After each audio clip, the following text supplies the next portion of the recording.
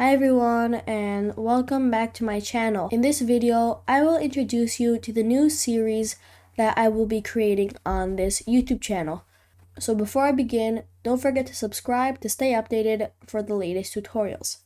Okay, so basically what I built here is a currency converter app, and to mention, this uses an API to get the data, and it has all kinds of if and else's to make sure the answer is exact. So let me show you. So I'll run the code.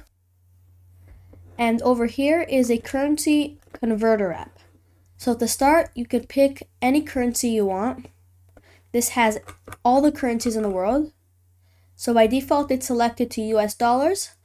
And then you need to pick the second currency to convert to, and it's set by default to euros.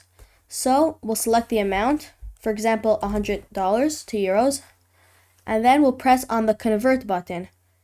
And then, as you see, the result is 93.72 euros. So basically, like I said before, this app uses an API to get real data from the web. So this is basically the app I'll be showing you on my channel in the next couple tutorials. So don't forget to subscribe that you won't miss out on my latest tutorials. Thanks for watching.